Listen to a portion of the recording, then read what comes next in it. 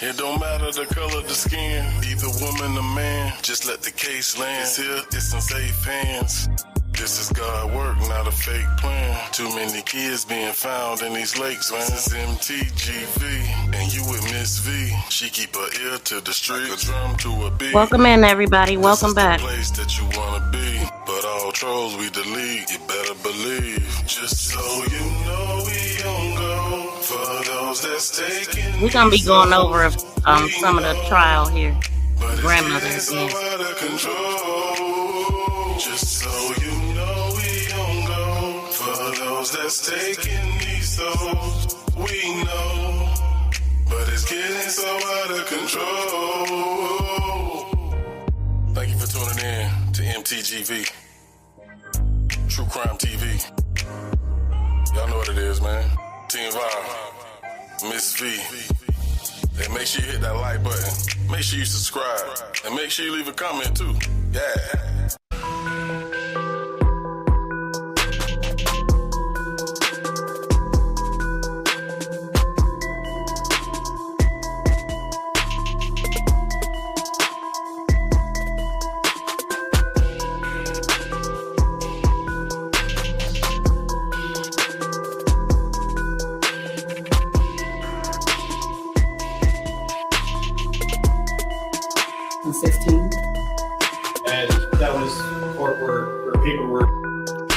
So one of the things that I have been wondering is how long has she had ZIYAH and her brother? So she adopted her in 2016, or both of them, I'm assuming. ZIYAH was born in 2010.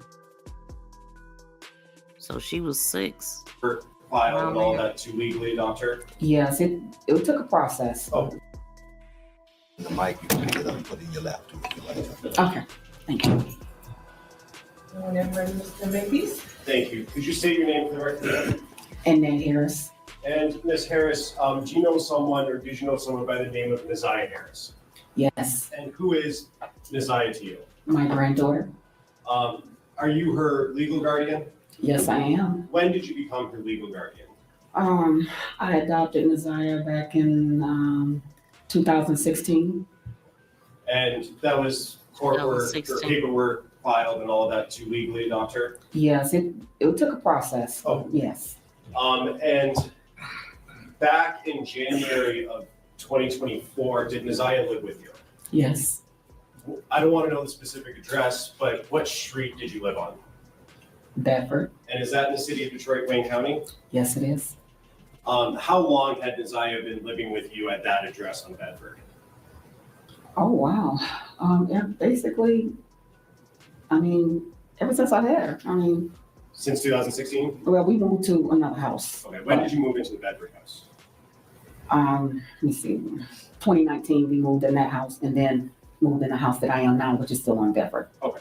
And did ZIYAH make those moves with you? Yes. And in January of 2024, at that Bedford location, who else lived there? Just me, the kids. My other daughter lived with me at the other address. Welcome in, everybody. So we are back. We just did a live concerning some missing twins, and we are here now. Shout out to Eltaka. She probably was always at Annette's house since she was born. No, she was actually with her mother, because I went on her page, the mother's page, and seen that she was had her kids up until at least the early years. So I'm thinking she probably did have them for a little bit, and then she wanted to do it the legal way, because I remember the father saying that too. It's like, well, she just wanted to make sure she did it all the right way. So that tells me that she had them at some point before legally adopting them, but she wanted to be able to get full benefits for the kids. But they were with their mother probably 2 or 3 years of her life. I'm not sure. But I did find evidence that they was with the mother at some point. But they were taken. And my kids, and Shannon. And who is Shannon? My daughter. And what's her last name? Harris. And she lived with you and ZIYAH and the other kids at the Bedford location? At the first Bedford location. Okay. Let me see what else y'all saying before I go too far. Love it here. Thank you, Shauna. I love you here. I'm sure you subscribe to the channel. Thank you for letting me know that too. I appreciate the love. Good morning to Gen X. Thank you for coming in. Oh, you changed your name. Okay. I see you. I see you. Yeah, good morning, Sherry Clark. How you feeling? Shout out to Nightbot. Yes. Good morning. Hello, Kyla. Shout out to everybody in the building. Yeah, we gonna be here for a little bit. Yes, ma'am. I subscribed. If I wasn't on Social Security and I had the money, I would have had a membership. I love it. I love this. I wish when I was a kid we had voices like you. Oh, well, thank you so much. I'm here now, and I've been reporting crime since 2020. It is my passion. It is part of my purpose and all the stuff that I do on social media. So thank you. I appreciate that. You are welcome here. Shout out to Miss Yogi. Thank you for coming in. Y'all, please smack that thumbs up. They be playing me on the thumbs up over here. Like we don't be doing a good job or something. But yeah, we gonna get into it. I'm gonna be doing some comparisons here too. One of the things that I have been talking about is what messages was Shannon reading when they gave her that paper, and then we gonna read the messages that she was reading. That first Bedford location, how many other kids in addition to ZIYAH lived there? My other two, my grandson and my other grandchildren. Okay, so how many kids total in that house? 6. Should have been 6. And you and Shannon, correct? Well, Living there. Shannon, she was there, but she wasn't really like there all the time. Okay. She would spend more majority of her time at my house, but actually Shannon had her place out in Clinton Township. Okay. And when you were there in January of 24, how old was ZIYAH at that time? January 24th, she had 13. She had her birthday in September.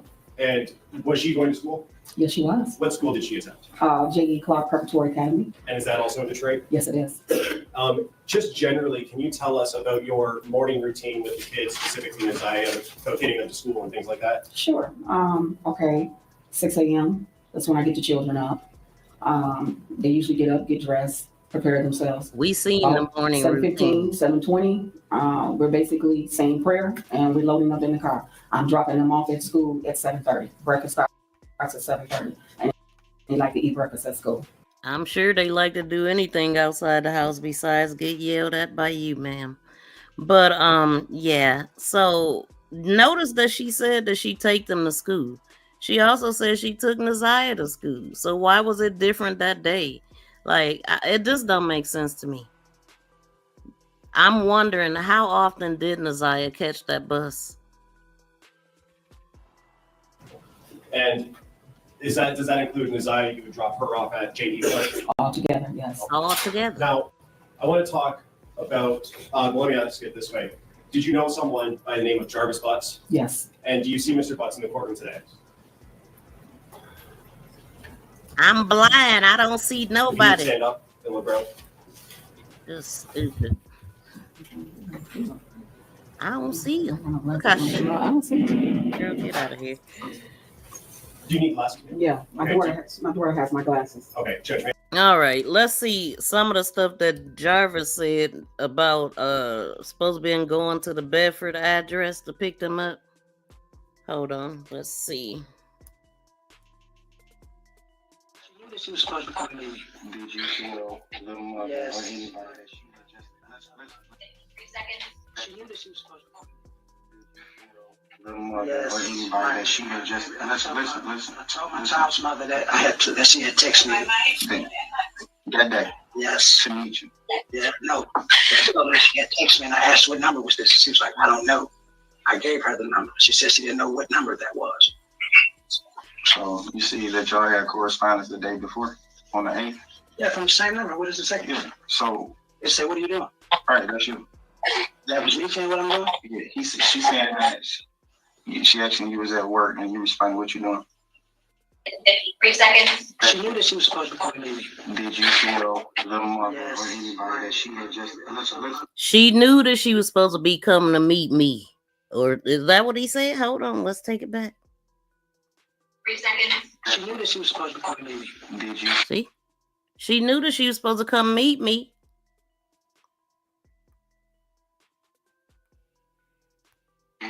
Little mother or anybody that she had just listen. I told my child's mother that that she had texted me. He told his child mother she texted him that we didn't hear Shannon say nothing like that when she was calling into Mark D when they had all those conversations. She didn't mention that, did she?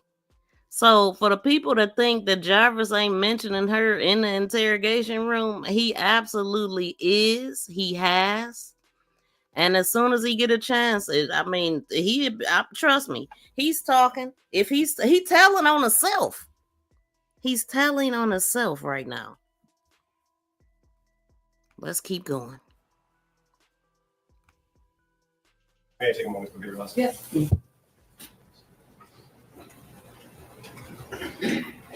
But she don't see nobody.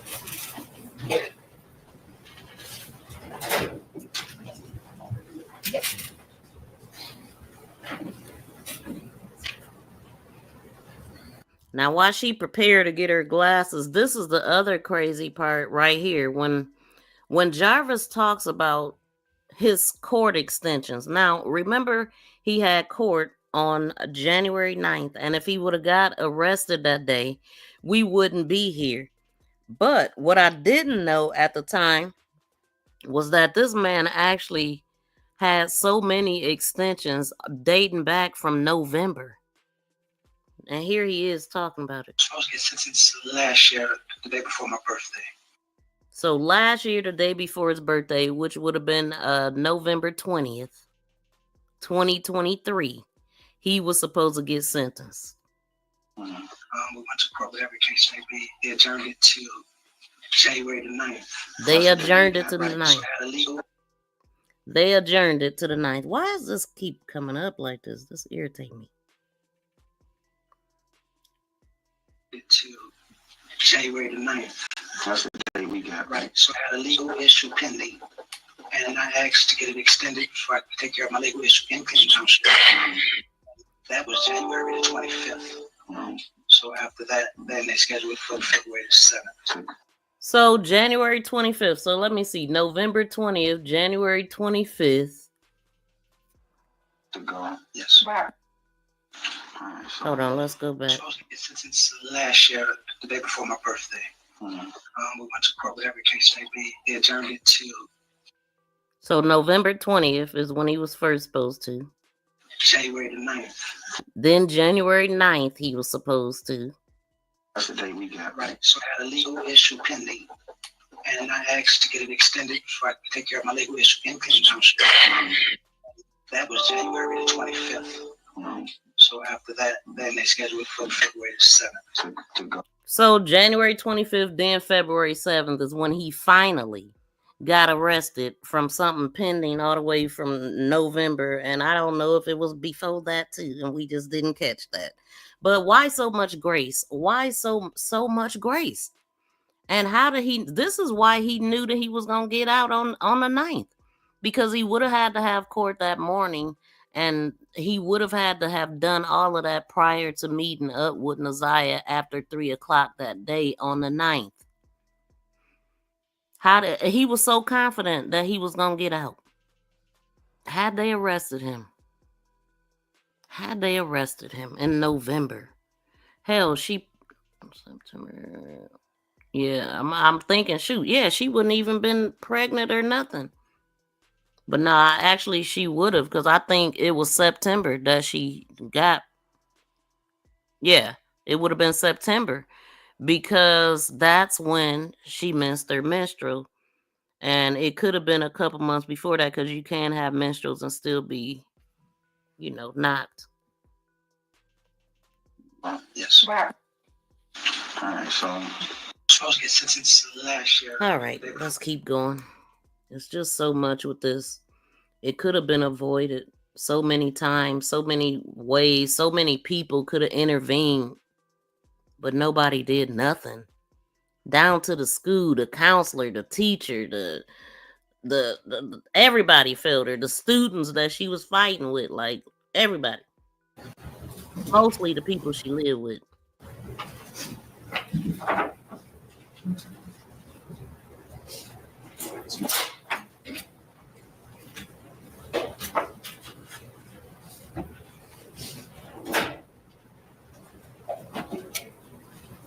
Do you recognize the person in that photo? Yes. And who is that person? Jarvis.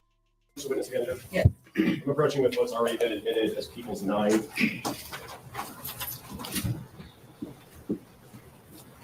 And Ms. Harris, do you recognize the person in that photo? Yes. And who is that person? Jarvis Butts. And is that the same person you've identified in court here today? Yes. And Ms. Harris, how did you know Mr. Butts back in January of 2020? See, she wanted to be blind on that stand. That's why she didn't put the glasses on in the first dang on place. I don't hear or see no evil. Well, except for yourself when you look in the mirror, allegedly. He's the father of my daughter's children. And is that daughter Shannon Harris? Yes. Okay. How many kids do they have together? 5. 5. And would he come around your house on Bedford in January or the months leading up to January? Whenever he did come, he would always pull up in a white truck, and Shannon would go out to the car, and they would sit and talk or whatever. But he would very rarely come in my house. Why is she shaking her head like that? Look how she looking. Just listen. What difference? Oh, I got this covered up. What difference do it make if he come in the house or not if you dropping the kids off to him? Let me take that back so y'all can see how stupid she looked right here. The hell are we talking about, ma'am? Shannon would go out to the car, and they would sit and talk or whatever. But he would very rarely come in my house. Y'all see how she's shaking her head? Now, I didn't even know. Why is she shaking her head like that? Like, girl, knock it off. Hold on, let's see.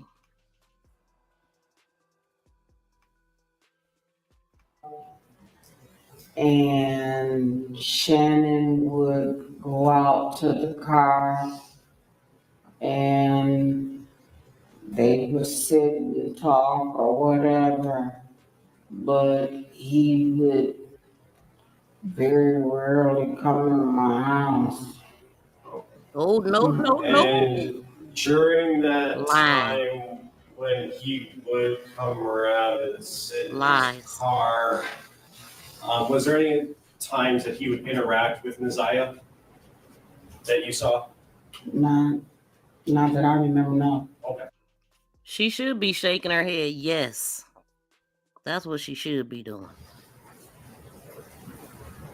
Now, I want to talk specifically about January 9th. You had described your morning routine with the kids. Did you follow that routine on January 9th? Yes, I did. And did that include dropping Ms. ZIYAH off at J.E. Clark 7:15, 7:30? Yes.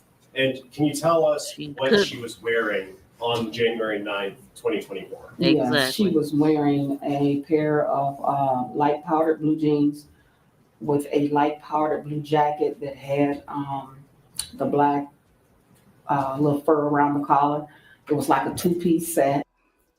I'm just trying to figure out what clothes is she describing again? Because let me see. Do I even got the picture of what she had on?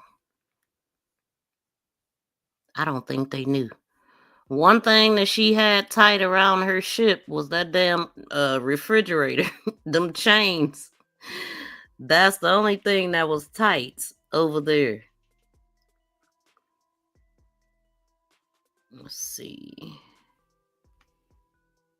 So this is what she had on. Now, what did she just say she had on?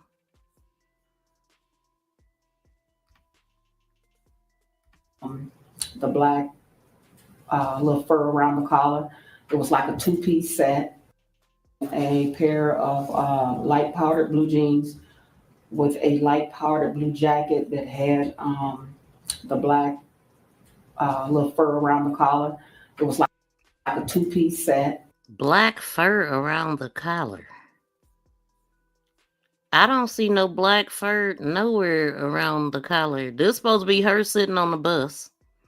And then this supposed to be her in class smiling and waving when she was supposed to have been on the floor asking for the counselor. I'm just confused. And then, so this is the code at a close-up. I don't see no black fur.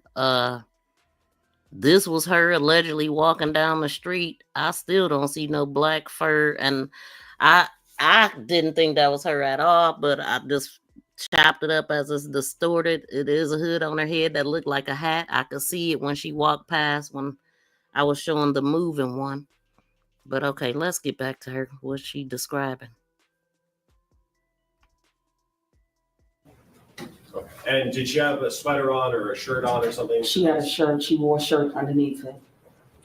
And you remember, did she have any other clothes with her on the 9th when you dropped her off? She had her little blue sweatshirt with the little hoodie. She had that with her. Blue. And do you know how or when she got that hoodie? I bought that hoodie for her. I guess it was in the fall sometime when I bought it. When I first, I mean, it wasn't nothing new. It was just one of her old hoodie jackets she used when she go to gym. Okay. And in terms of, if you know, the condition of that hoodie on the 9th, was it torn, ripped, damaged in any way? No, it was fairly really like kind of like still new because she took pretty good care of her things. Okay. Mm-hmm. May I approach you? Yes. I'm approaching with People's Proposed Exhibit 12. Ms. Harris, do you recognize what I just handed you? Yes. And is that a picture of ZIYAH? Yes. And do you know when that picture was taken? The same day, January the 9th, she took this picture. Oh, move to admit People's Proposed 12. Any objection? No objection. It'll be admitted as People's Exhibit 12.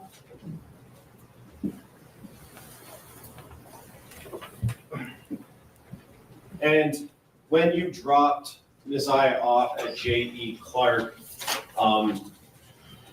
what was the routine supposed to be after school was over?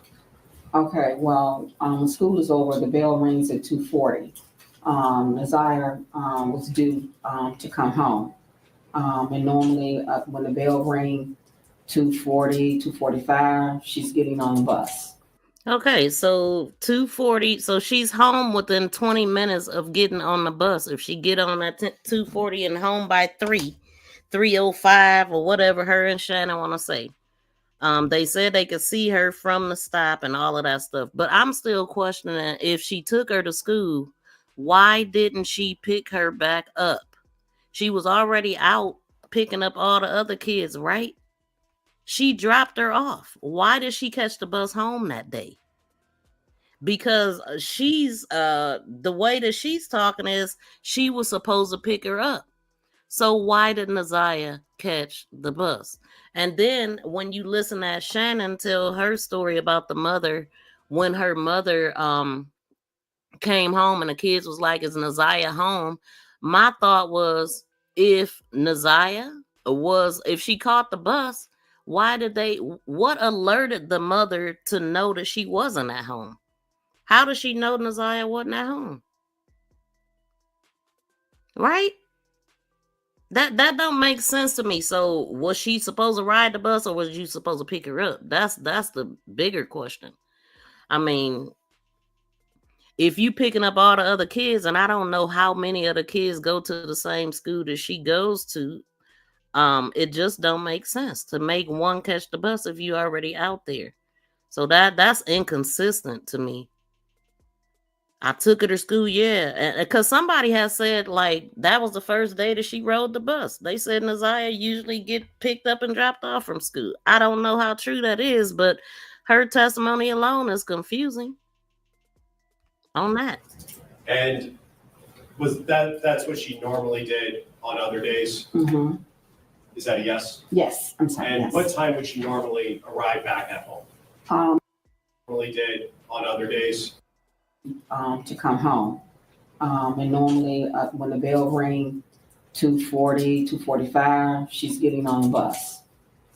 Yeah, but in the beginning they asked her if she take Naziah to school, and she said yeah. She took her. She in the beginning that's what she was saying, that she took her to school.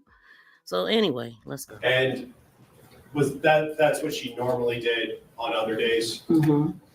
Is that a yes? Yes, I'm sorry. And yes. what time would she normally arrive back at home? The Naziah would be walking in through the door, maybe 3:05, no later than that. And on January 9th, did she walk in at 3:05? No, she did not. And were you home when she didn't come home? I was there for a little while, but I left out to run some errands. But no, when I got to the house, she was not there. She was there for a little while. Was you there when she was supposed to be home at 3:05 is the question, really. I mean, because shouldn't she have been out picking up the rest of the kids? Like, let's go. And at that time, did you have a conversation with someone else about her not coming home, Naziah not coming home? Yeah, when I picked my children up from the after school program, I went in and my daughter said, Objection to what her daughter said. From the hearsay. So when she picked them up from the after school program, so Naziah allegedly rides the bus and she would be home hours before the other kids if she don't pick them up into the afternoon, because that's what time it was. It was afternoon. I mean, it was evening at this point. So I'm thinking they get out of the after school program around 5 or 6 something. So that would keep her at the house. That she could be at the house at 3 when Naziah get home. But why wasn't she worried more? If she don't leave the house until after, I mean, she's saying that she left to run some errands, but come on. So that's what she would have known before she even left the house, that Naziah didn't come home at 3. So she had even more time to look for Naziah prior to even picking the kids up. I mean, she should have been frantically looking for Naziah before she even went to pick up the other kids, if she was supposed to be there at 3. If she'll never get there no later than 3:05. And then she go pick up the kids and come back and ask if Naziah is at home, and still she claims she went and rode around. We'll listen to it. I'll rephrase the question. Okay, so thank you. Just talking about what you saw and heard, and not asking for what anybody said, but did you talk to Shannon, your daughter? yes, Shannon said she was not there. I don't know why they can't understand English. You can't say what somebody said. you can't say that. But they keep on. Her and Shannon did the same thing. When you got home that day on the 9th, was Naziah there? No. Shannon said she wasn't home. You knew she wasn't home when you left. You knew the bus had already passed your street. Y'all could see her from the porch, according to Shannon. And did you eventually make a police report about her missing? Yes, I did. Yes, and when did you do that? That morning when I got to school. I went up to notice, see, this is how liars are. Notice, I mean, her answers are confusing. I dropped that morning. No, it wasn't that morning. It was the next freaking morning. Like, quit lying. You're lying. That morning. The kids off to school. I talked with the dean. She didn't want to say the next morning when I dropped them off, so she said that morning when I dropped them off at school, because you knew you should have reported it that morning, but you didn't. And the principal, and I told them that I was on my way to the police station, and they told me that they would call the police, and the DPS police came there. And you said DPS, is that Detroit Public Schools? Yeah. And did you talk to an officer at that time at the school? Yes, I did. And was that at J.E. Clark physically at that location? Yes. And you said that morning, are you talking about the morning of the 10th? Yes. Mm-hmm. Was ZIYAH active on social media, if you know? Well, as far as I know, she was. I mean, there were times that she was sneaking, go on it, you know. And I want to say, too, shout out to Justice as a Process for putting these videos together in a better form. Because in the beginning, when everything first happened, these videos was a mess. You couldn't find them. I didn't like, it was like a Zoom setup and all of that. So this is the channel that I'm playing this video from.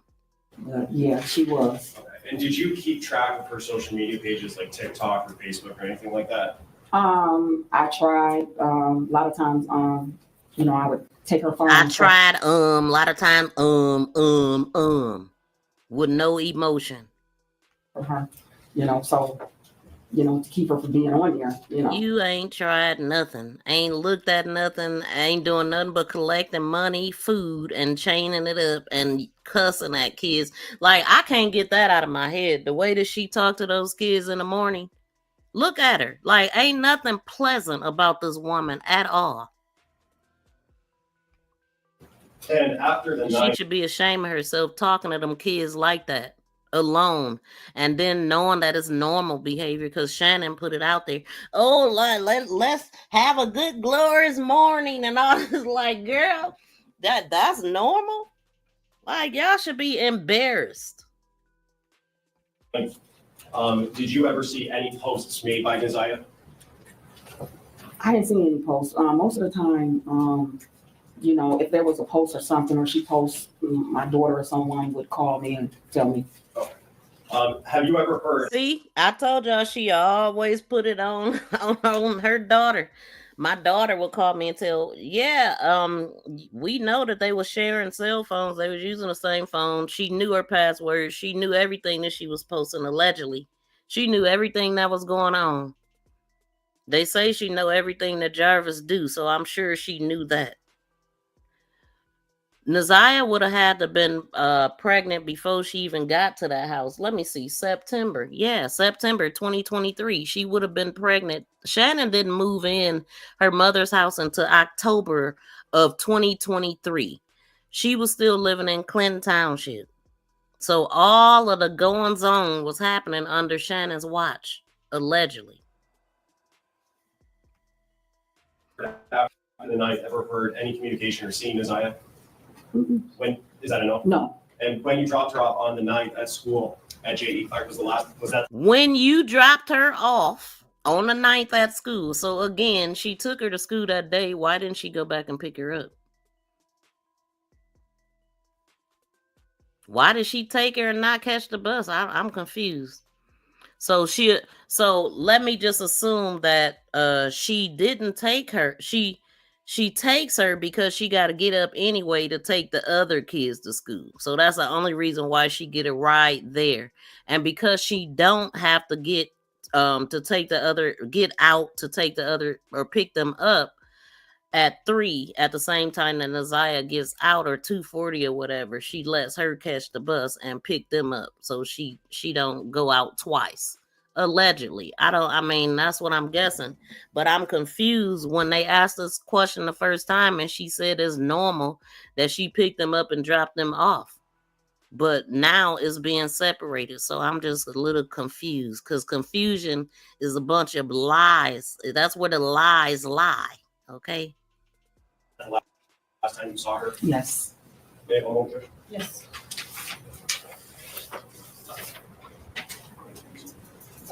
Just to follow up, I did forget to ask this. Her bus stop, how far from your house was that in walking distance?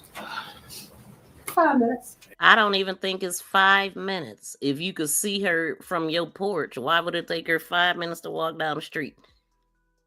Do you know where the location that she got dropped off at was, the address or the intersection? Right there at a 3 Mile Drive in Cornwall. And that's 5 minutes from your house? Yeah. And did ZIYAH have any nicknames that people called her? Where her family called her Tutu. Okay, and she's saying, yeah. Look how the judge looking at her. Yeah, you saying, yeah. So when the minute she didn't arrive at 3:05, you should have been alarmed. But you wasn't. Make it make sense. But I've always called her Glamorous. I've been calling her ever since she was born. Is it glamorous? Glamorous. Oh. They won't. Man, I bet you she called her every word we heard. Skinny, nappy heads, stupid ass kids, all that stuff we heard her saying on the recording. She didn't say nothing nice. So I don't believe she called her Glamorous. You said Tuda? Mm-hmm. Look at her. Girl, you ain't impressing nobody. Don't nobody believe you.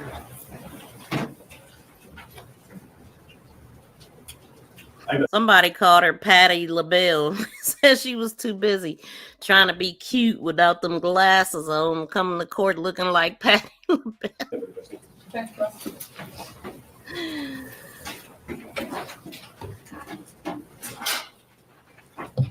Look at this coward. And they just cover him. What was that? Now, you are Ziya's maternal grandmother, right? Correct. You're also her adopted parent, right? Correct. And you said you adopted her in 2016? Yeah, should have been 16. Okay. Is her birth mother still around? She is. Okay. Does she have a relationship with her? No. She doesn't have any type of relationship, no contact with her that you know of? Well, let me say this. I don't deal with my daughter. So she really didn't have no contact with ZIYAH like that. She only came around now and then. She really hate her daughter to say that in court with confidence. No, she don't see no problem with it. Nothing. Look at her lips turned all up. Look at her. Look at the judge though. She see you. Like, what is the problem with her daughter? But see, I asked the question, how can you properly love what comes from your daughter if you hate her kids?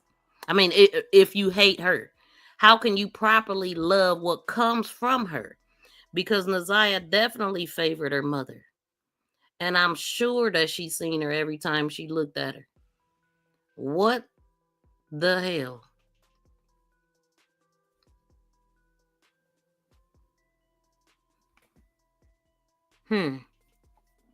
Interesting.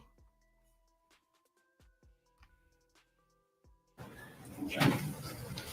And you testified that you currently stay on Bedford Street? Yes. And her whole voice tone changed when she said no about her daughter. No. Let me go back to that. That's some deep-rooted hate. As old as she is, whatever the issue was, you would have thought you would have fixed it by now. You the mother.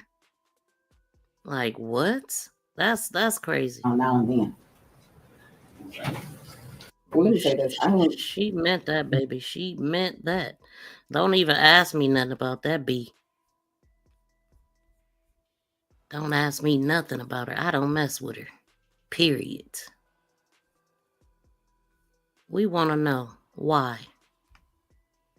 We want to know why was everybody against ZIYAH. I mean, all of the stuff she was posting, trying to throw people in a different direction. I'm talking about, Auntie Shannon, and then we got the mother up here talking about she don't like ZIYAH's mom, but want us to believe that they properly loved her when she looks like her mother.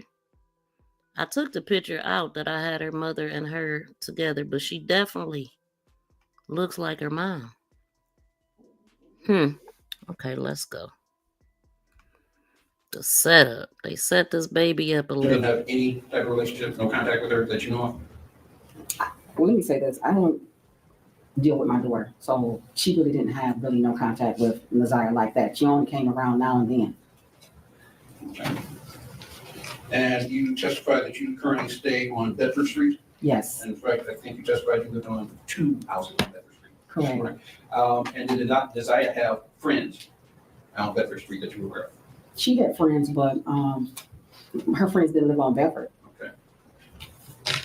Do you know if she ever had any friends over? No. Did she ever? Shout out to Yogi. No. And at your prior.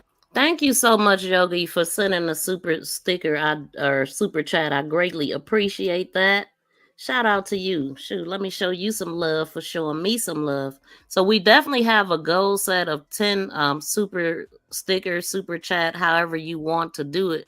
And thank you for helping us get closer to our goal. We got a goal of 10. So please help me reach my goal, y'all. We don't get very much monetary love over here, so we just we asking a little bit. Dang, I can't find what I'm looking for. Shout out to Miss Yogi. Shout out to you. Let's go.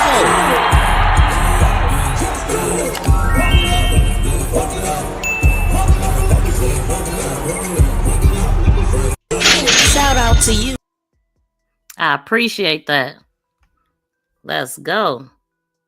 Her neighborhood, does she have friends that she may have spent the night over? No. You indicated that there are approximately 6 children in the house. Well, not now.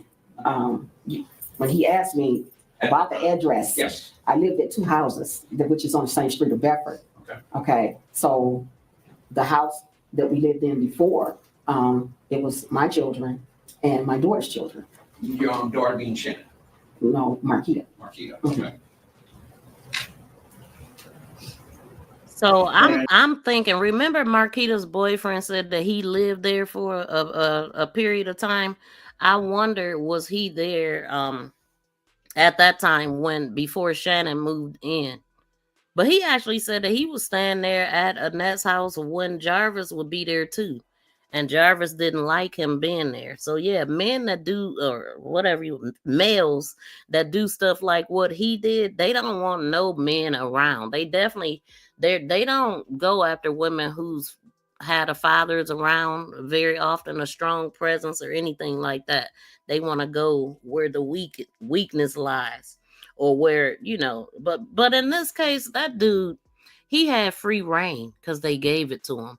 And the fact that they never searched his shop, never rode up there, like the grandmother said she was riding around looking for her, which I don't believe that for 1 second, because she then turned around and said that she did nothing, and y'all gonna hear her.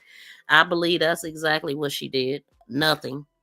If you was riding around, natural instinct should have led you there where she's always at. She couldn't have been too far if they would have went out about, let's say, she said she even left before I don't know what time she left. They didn't ask her. But she said she left to go run some errands. And so I'm assuming that she stayed out to run her errands all the way until she picked up the kids. And then that's when she pulls up asking if ZIYAH was in the house yet. Why wouldn't you have called? Why wouldn't you have been talking to her on the phone while you was out? Did Tuda Glamorous come home yet? Did she make it yet? Let me ride up to the shop. Let me ride here and there, wherever I know that she's known to be. But they didn't do that. And when they asked her what did she do, she said she rode around. But where did you ride? What did you look? What friends did you talk to? Get the hell out of here. All this vague crap. It's pissing me off. Shout out to everybody in the building. And did ZIYAH have any close relationship with any of these children in particular? She was close with my granddaughter, one of my granddaughters, yeah. Which granddaughter is that? She didn't even know her granddaughter's name. That's why she said one of them. Janiyah. Get it right. All of their names are similar. That ain't cute.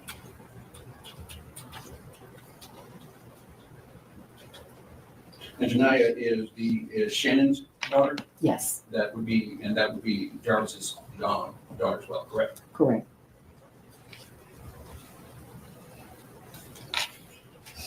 And at your Bedford Street address, how many adults live there? Just me and Shannon. Okay. When did Shannon move in? I'm sorry. When did Shannon move in to Bedford? Oh, I guess back in last October or something. That would be October of 23? Yeah. Okay. October of 23. ZIYAH was pregnant in September of 23. So that was before Shannon even moved in that house. See, they I don't think they talked about how often ZIYAH was with Shannon. Because again, I always say I picture her in the middle after finding out about the cousin. Ain't no way these people didn't know what was going on. Doors locked after 8, allegedly, according to Devin. But we got Jarvis sneaking in when they ain't there. Nobody there. Like, how did he get in the house that day when ZIYAH said, dang, we was just there. You better not be in my room. I got your panties or some crap. Basement or the shop. I believe that they was going to that shop after hours, too. I believe it was a lot going on at that shop when they didn't have the money for the shop. When they didn't have the money for the room, or he didn't have the money for the room, they was going to that shop. I bet you. And I don't know how the steward didn't know something was suspicious going on. I don't know how nobody didn't know. And do they have cameras at that shop or not? I do know they searched the shop. I do know they collected evidence from there. I wonder, what did they find? Did they find any, DNA? Since they was, all the disgusting stuff we heard from the cousin.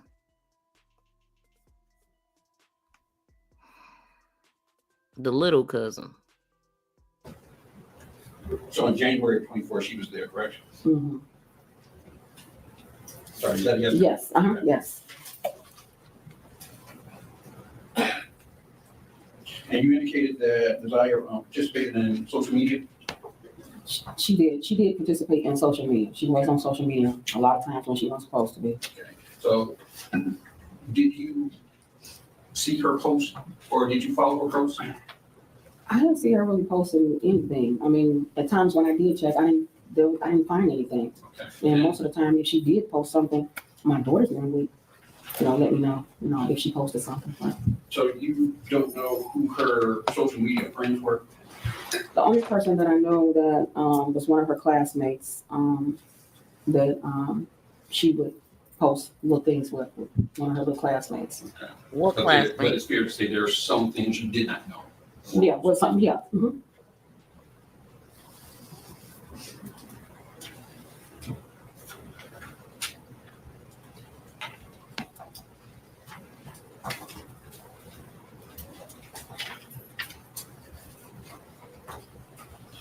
Now, you indicated that you drove ZIYAH to school every day, correct?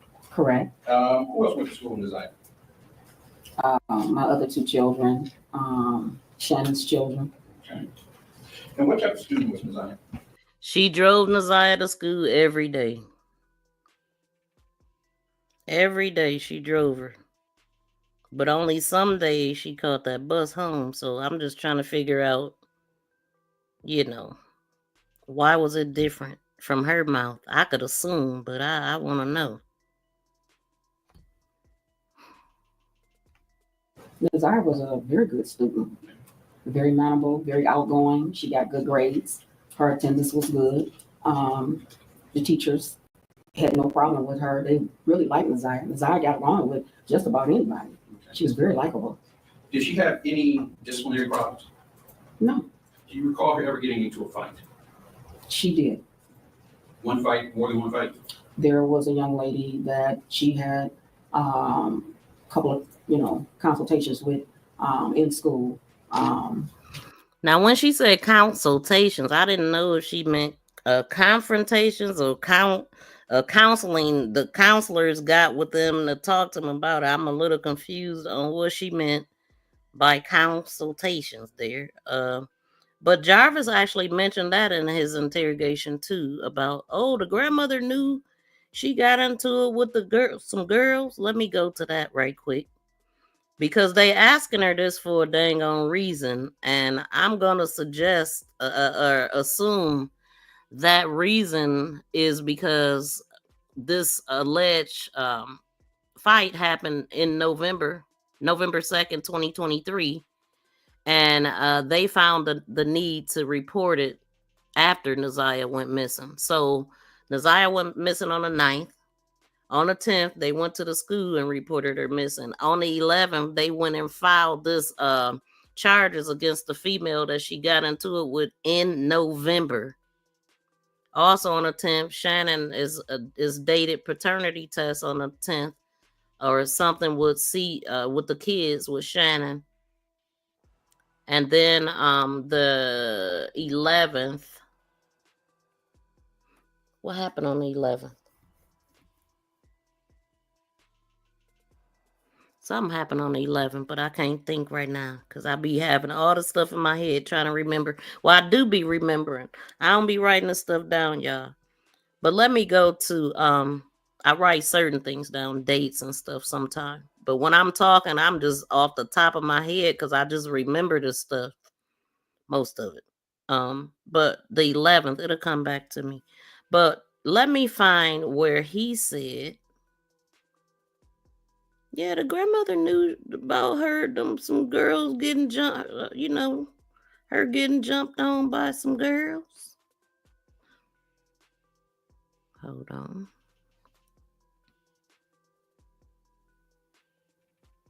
He talked about the beautician too. If y'all haven't been checking out my shorts, please do, because I take important parts out of that. Another one. Hold on. Let's see. So that's when I first picked them up at that house, at that grandmother's house on Bedford.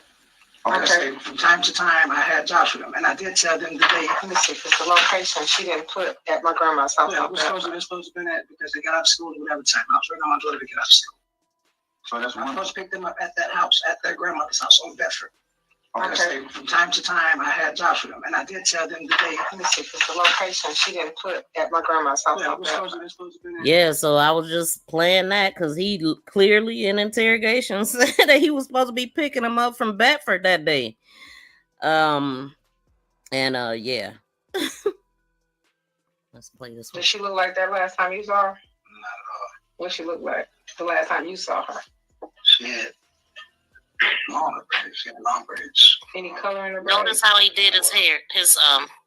Wait, hold on. She was getting her hair did the last time I saw her. Okay. He lifted up his arms. She was getting his hair. She was getting her hair did last time I seen her. But hold on, I know I'm supposed to be looking for a different one.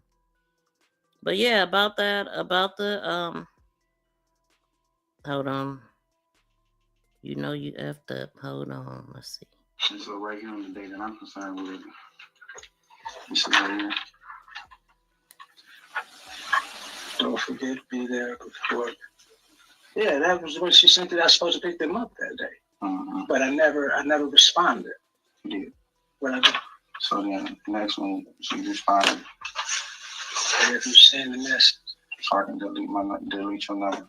No, I don't. Like I said, hold on. Before you explain it, just look at the times back to back. And we in school. She in school. And then right here, she tells you to respond, okay.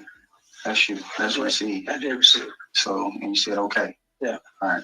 Okay. So those, like I said, those are the numbers they were sending me. That was, yeah. So this dude, for the people that don't know, Jarvis is talking. He telling. He is telling. He even admitted to paying them and everything. Right here. Everything that you had to do, you had to earn it. Y'all hear that? You wanted something, earn it. You know, you appreciate it more. So that was my whole thing on that. So me, I used to just give it to them. They would take advantage. And every time I pull up, it's a lot of kids over there, so I can't keep giving. Yeah, not everybody $5, and that looks real bad if I just give you money every time you have. I'm just playing the audio on this. So the little clips that I'm playing is actually my shorts, so y'all could definitely go check them out. But as I'm listening to little things, I'm like, hold on. He definitely said, I gotta find it though. I'm gonna let her keep talking.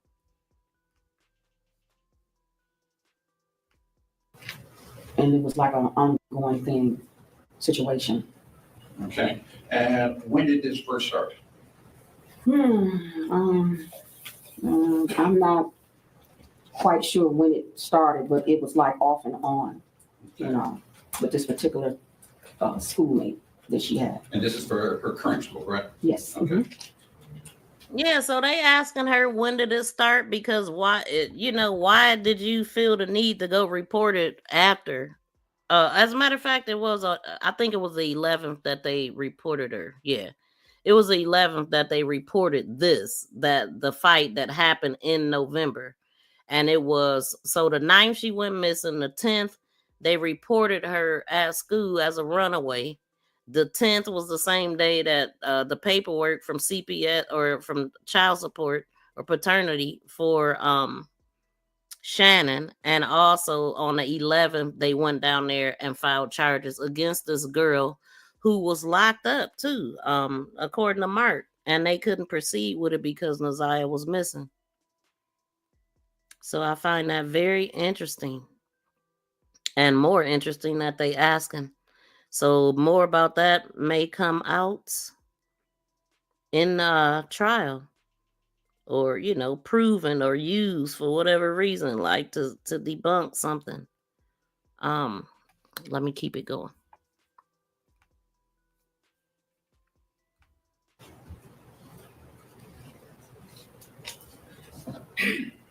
Now, did ZIYAH participate in any extracurricular activities? Was she on band or anything? She liked it. Gym, robotics, art. I mean, she liked a lot of things that she was, involved in, And would any of these things cause her to have stayed after school? The only time she stayed after school was when she wanted to be involved in the after school program. Just one.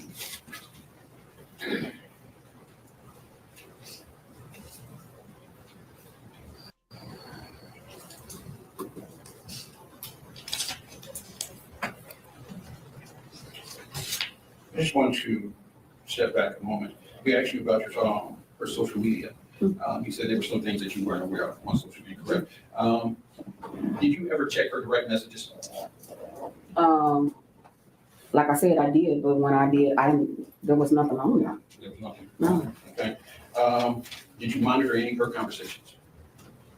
Yeah, I would, go check, Okay. But a lot of times, I took ZIYAH's tablet, from her, at one point, so there was really nothing that I knew of that she was on, unless she got somebody's cell phone or something, So you did mention that she had a tablet. How many devices did she have that allowed her to connect to social media? She only had that one tablet that I had bought her. And like I said, I took that tablet and put that tablet up.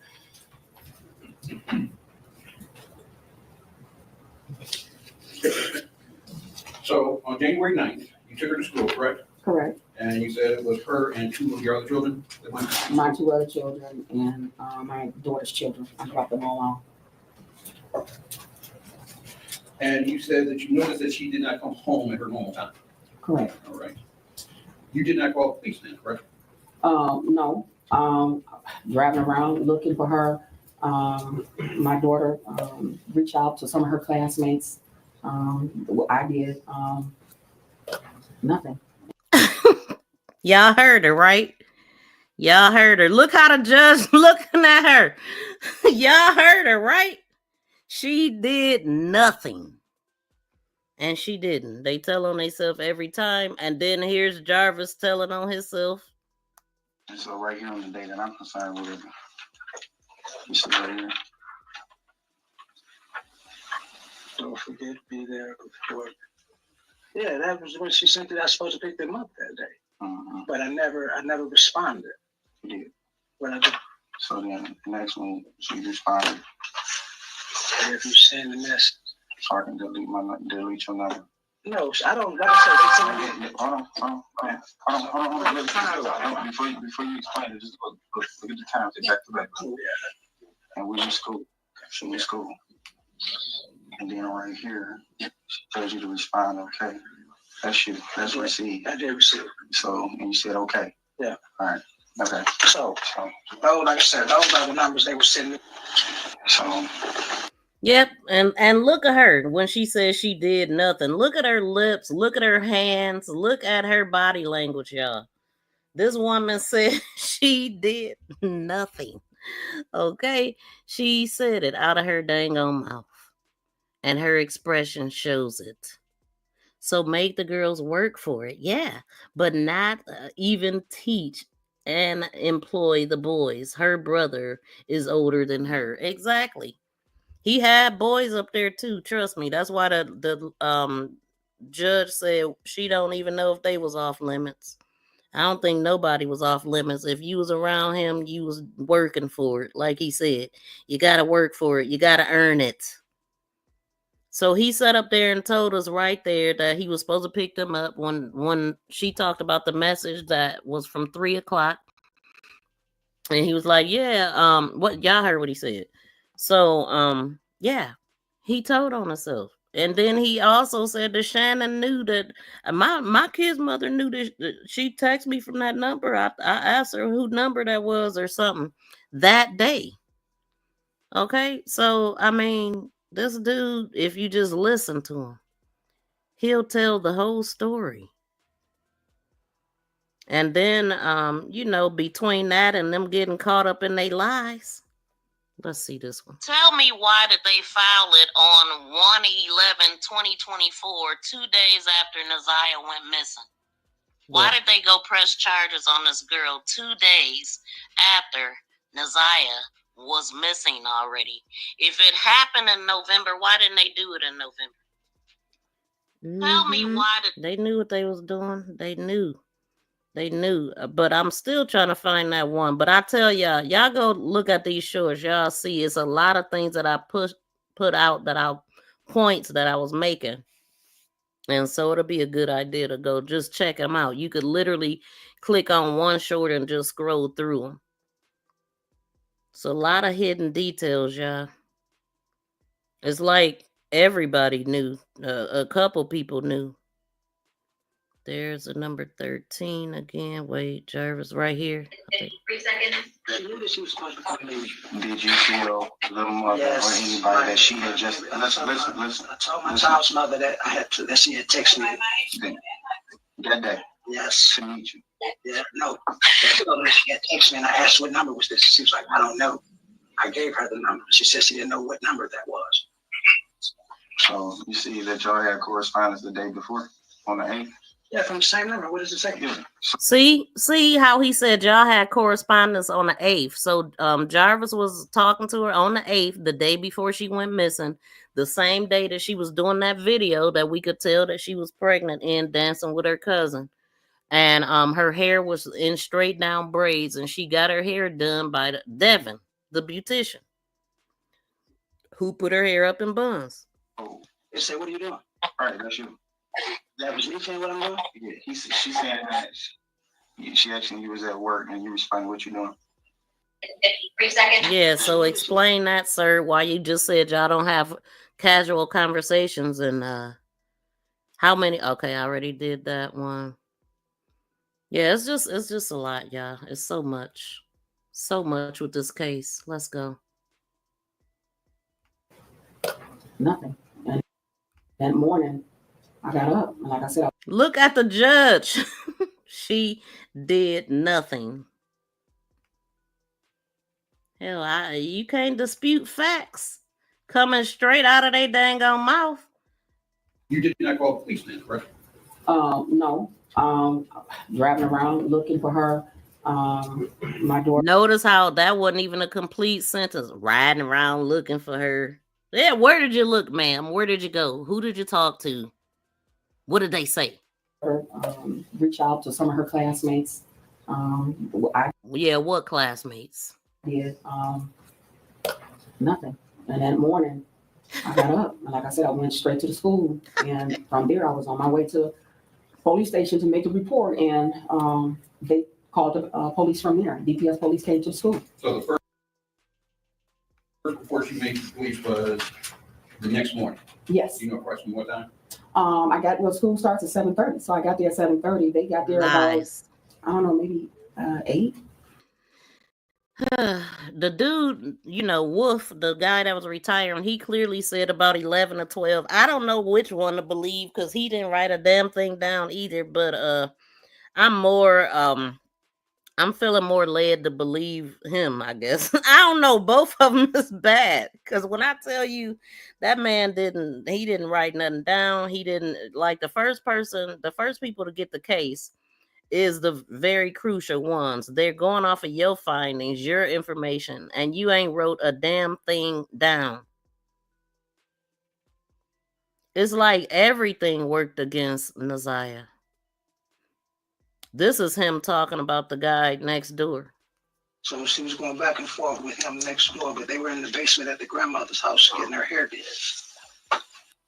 Going back and forth with him next door. 1 hour, 35 minutes, and 6 seconds. See, at the time, I didn't know what that meant. And then I heard Devin. Devin.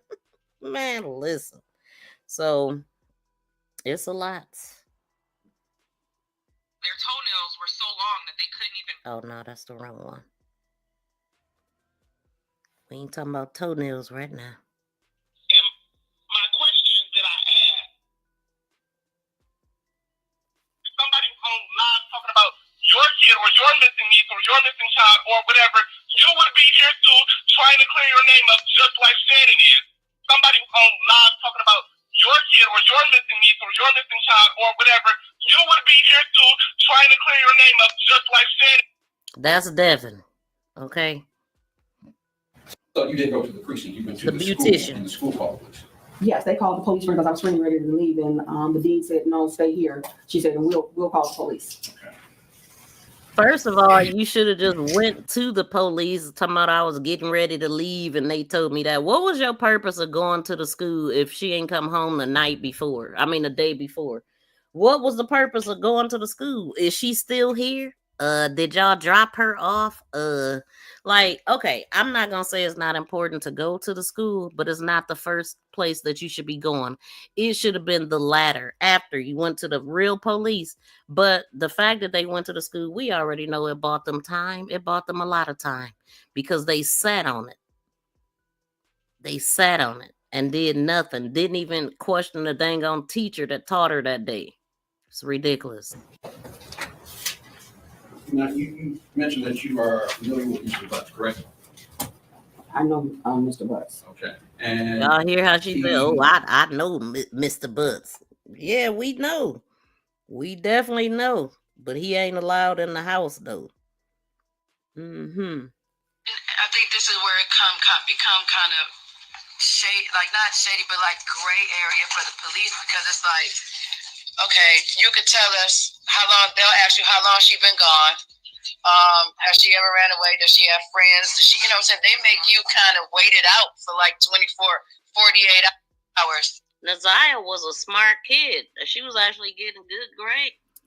So yeah, that wasn't an issue either. I mean, when you go to the school and you insinuate that she ran away or just flat out said it, they're gonna treat it different. They gonna hold on to it.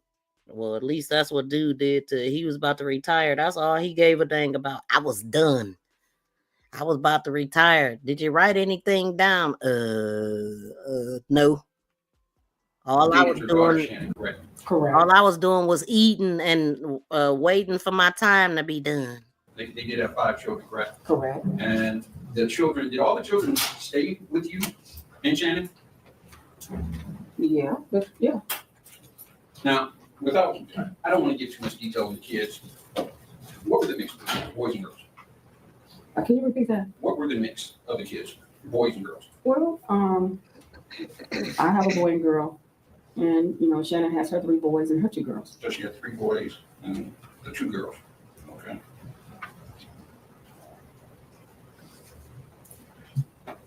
And at any time, now I think you did indicate that Mr. Butts would come over, and I think you said he would rarely come in, correct? Mm-hmm. But he would come in on occasion, correct? Not really on occasions, because most of the time when he came in, he would pull up in my driveway, and my daughter would go out to the truck, and a lot of times the kids would go out to the truck. So it was very rare if he ever came in my house. Get out of here. And you indicated that you were close. I'm sorry, you were close with Neziah? In Jarvis's interrogation, he said he was there quite often. Actually, in those words, he literally said, I was there quite often. So if y'all haven't checked out that clear audio interrogation video, please do, because the man is telling everything. You know, he telling on himself, he thinking he outsmarting everybody, and he just is dumb as a box of rocks. Yes. Do you think of any reason that Neziah would not share information with you? Because if she did, she would get severely cussed out according to the morning prayer. Neziah would come to me and talk to me all the time. Get out of here. If something was bothering her or if she had a bad day in school, you know, she'll come to me and we'll sit and talk about it. You know, I always kept the door open for communication. She wouldn't even call you, let you know she needed maxis, let alone letting you know some other deep stuff that was going on. Like, get out of here. Oh, this lying. With Neziah and with really all of my children. So she always felt free, you know, to come to me and sit down and talk to me about whatever. So if something was frustrating Neziah, she'd come with you? She would, that I know of, yes. All right, if something was scaring Neziah, she'd come to you. If something was bothering her or she was frustrated about something, she'll come to me and say, hey, Nana, can I talk to you? If there was any medical condition, she'd come to you regarding that? I believe she would, yes. And you take her to the hospital, take her to the doctor? Yes. Okay. Just a moment. Mm-hmm.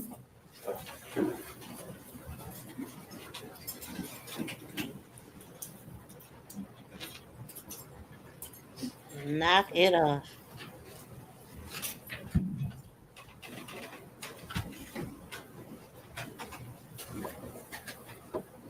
Do you see him now?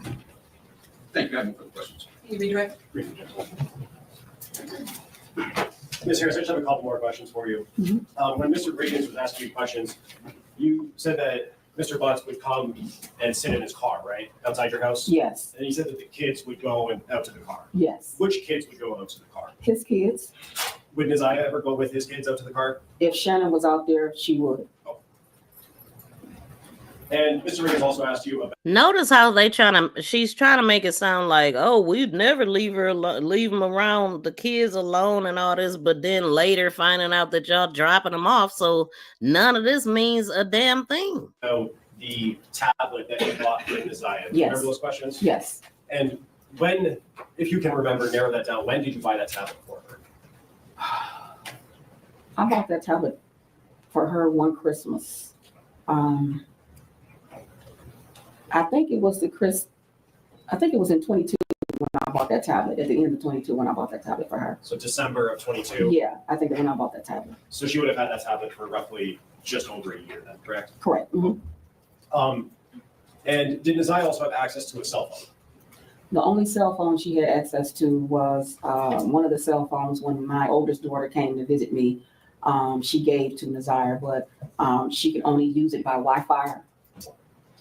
And that's the same cell phone that Mark was talking about, that the police they were told that she didn't have a cell phone and then found out that there was a cell phone and it was getting powered off and on, and they went back and got it from her mother, is what Mark has said kind of early on in that. And I don't think I haven't heard anything else about that besides what she's saying here right now, that yeah, her daughter came in town. She was in town when Neziah went missing. It was already planned for her to be in town. When Shannon did her testimony, she even said that Neziah was feeling a way about her mother being there and feeling a way about her brother running away and all this kind of stuff. But then on social media, she posted, all Neziah did was watch VAR last year. She sneaky as shit, and she watched him run away and she planned it, basically is what she was trying to say. So I thought that part was strange. On the mother's part, if that happened, if she had a cell phone and didn't give it to the police, and then they had to come back to the house because the cell phone was being turned on and off and all of that stuff. So that was weird. You said your oldest daughter, is that Neziah's biological mother? Yes. Okay. And through what's your oldest daughter's name? Kenya Harris. Through Kenyatta Harris, Neziah got access to a phone. Mm-hmm. Is that a yes? Yes. But we also know that her and Shannon was using the same phones. We literally got pictures to show that they had the same phone that they was taking pictures with when Shannon was pregnant, taking her in the hospital, taking her picture, and then it was a one with the same phone on ZIYAH. So and then we also know that Shannon knew her passwords. So no matter what device she was on, she could have logged into everything to see everything, because when ZIYAH was trying to convince Butts that she was faithful and didn't have nothing going on, she clearly texted him all of her login information. So therefore, Shannon would have had access to that as well. Right?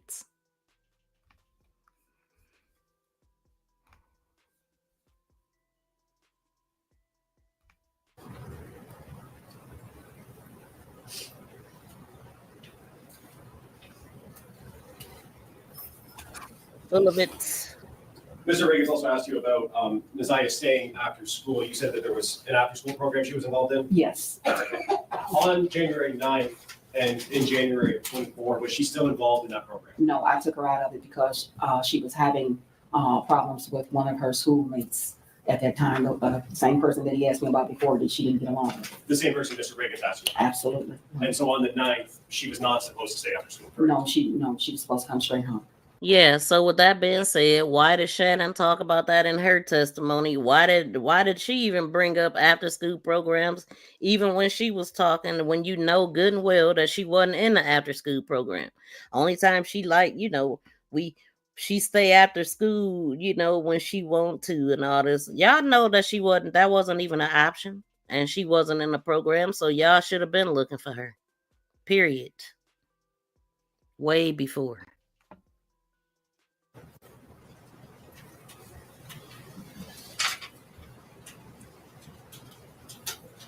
And when she didn't come home, you said that you were driving around looking for her, correct? Yeah. Can you tell us a little bit more about what efforts you made on the night to locate her? When I went to the school to go pick my son and daughter up, because they were also in the after school program, picked them up, went back to the house.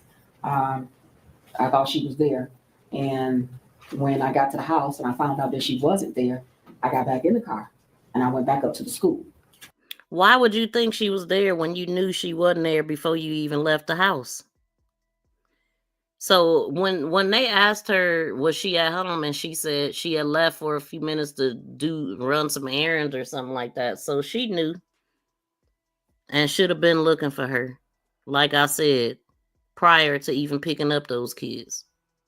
And by that time, nobody was there. Nobody was at the school. So now, I'm kind of like, I'm frustrated. Now She's frustrated, not worried, not concerned, not crying, panicking, thinking something happened to her because she never did this before. But you're frustrated.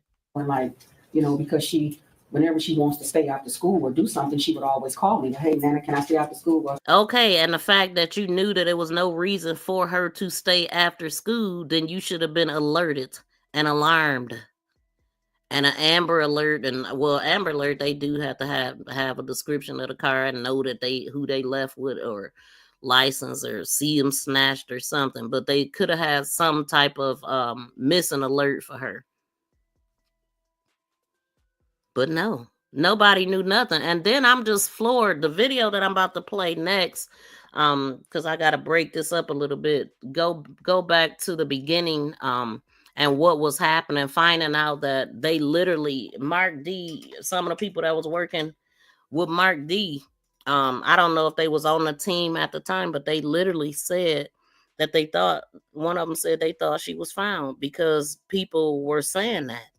So it was throw-offs everywhere. I'm talking about, it was multiple people working against ZIYAH being found, taking down flyers, lying, saying that she was found, putting messages on Facebook talking about she fast, run away, and all this crap, and all that coming straight from Shannon. That part. She would call one of her TTs, hey TT, can I stay after school? So that wasn't like her song. And that day, Shannon said that she actually called her and said, what you doing, TT? Minding. I literally just posted that. Let me see. Because, I mean, it was just so rude. Their toenails were so... She is rude. For no reason. I can hop on here and give you guys... It's soon, hold on, y'all. Somebody on live talking about your kid or your missing.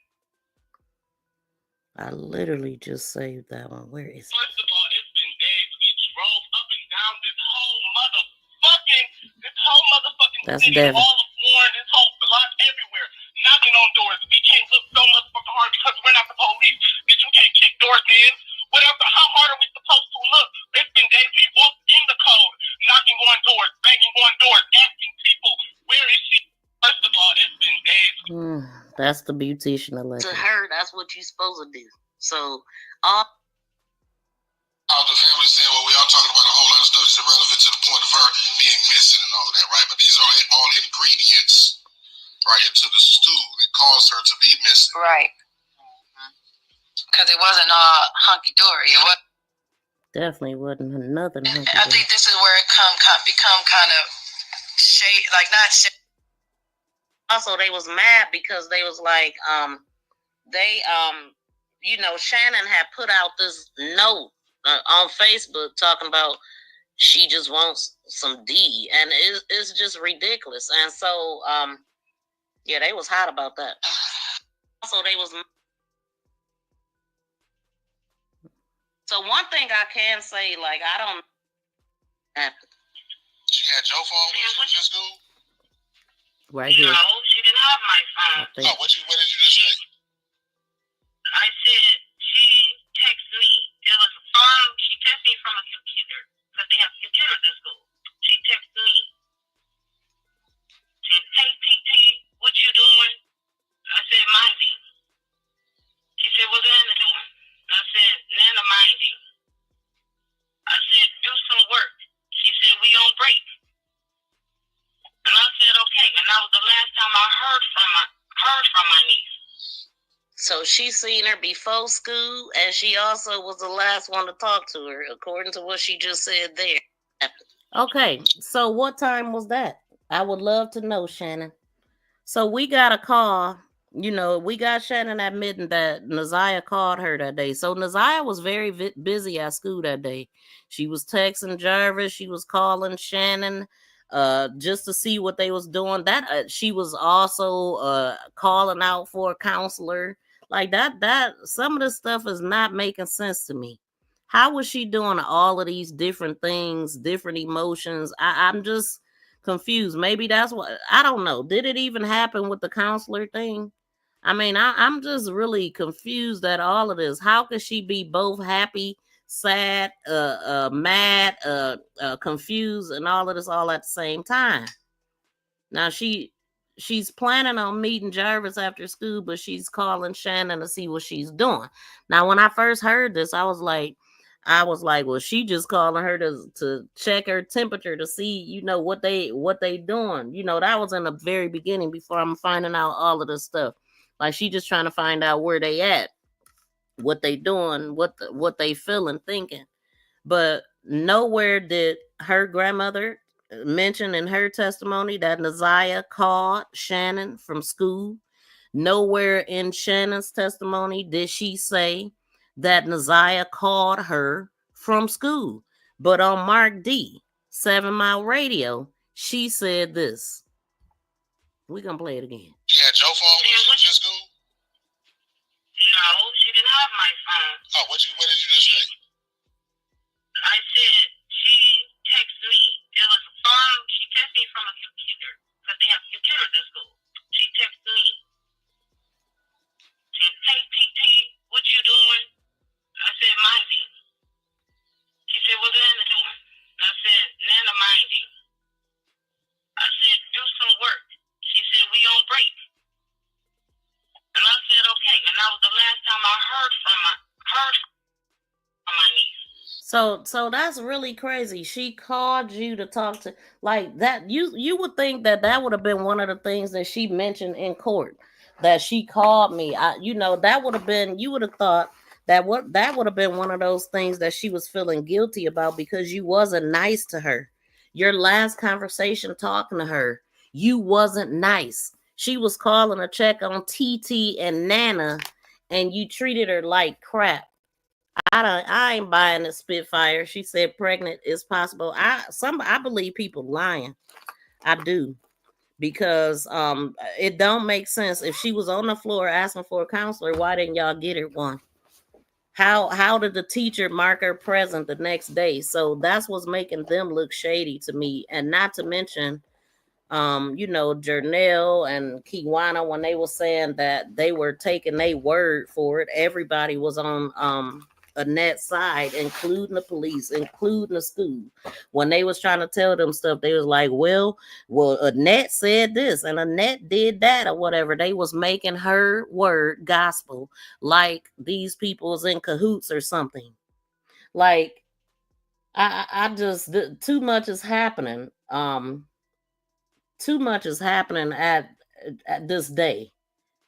ZIYAH caught the bus, and the granny picked her. It's just too much happening that is complex. It's a bunch of bug crap here. I'ma say yep, right, MTGV. Yeah, this stuff is not adding up, right, y'all? Was that computer check? Yeah, now what I didn't hear was check was their residence. The wolf guy that was retiring, he didn't say nothing about checking that residence. I was listening for it. That is the first thing that you do, is check the residence. I forgot what date, if that even, it might have came out I don't know. I don't remember what date the school actually went and looked and stuff at their house, but they didn't search. They was collecting devices, but they did get that they got the tablet from home. The same tablet that she took this picture on. How did it get home? How did it get home? How did they get the picture to make the flyers? Because they was saying that they was making flyers early on. That's what I want to know, the dates that the school school fake cops went to the house to pick up that tablet. Because here we got her picture, by the time that she also had a laptop. I heard that in the testimony of the guy that collected her stuff at the school. He said something about her having a laptop and getting that. But she had a tablet. And she talked to Shannon. Shannon just said she called her from the laptop. So that should be, I didn't hear them talk about that though. Unless it's going to be talked about later. Or unless it's a damn lie. Who knows? I'm really frustrated now. So now I go back to the house and I'm talking to my daughter, Shannon. I want to stop you right there because I don't want to go into what anybody else said. Okay. Love putting Shannon. But you went back to the school. Nobody was at school. You went back to the house. ZIYAH is still not there, correct? Correct. Did you go back out looking for her after that? I did. Where did you go looking? I was driving around in the neighborhood, everywhere. I'm just looking, just like hoping I'll see. See, when they vague like that, you ain't looking. What streets did you go down? Who did you talk to? How many people did you see while you was riding down the street? Did you knock on any doors? Did you knock on the doors of her friends? Get the hell out of here. Yeah, Vague.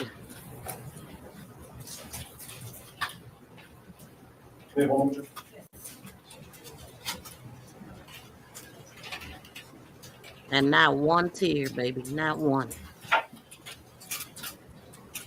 No welling up with tears. On the 9th, when you were looking for her, well, let me ask it this way. Did you know ZIYAH to go to Mr. Butts' place of work to assist him with anything there? Yes, there was a couple of times that she went with his daughter and they went up there to go clean up at his shop. So that voids every single thing she said about him never being in her house, ZIYAH not coming outside, why he pulling up, all that. That just voided everything that she said. Stupid. Oh, I'm getting pissed. And how would they get there? He would come and pick them up. Do y'all hear this? Y'all heard her, right? He would come and pick them up. That's what old Granny said. And she also would drop them off.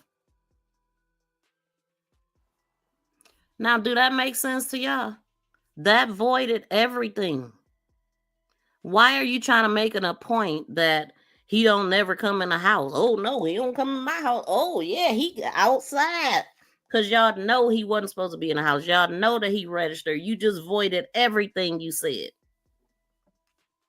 Everything. So, they was powered by Granny and Auntie. He was powered. And that's why he wasn't worried about nothing.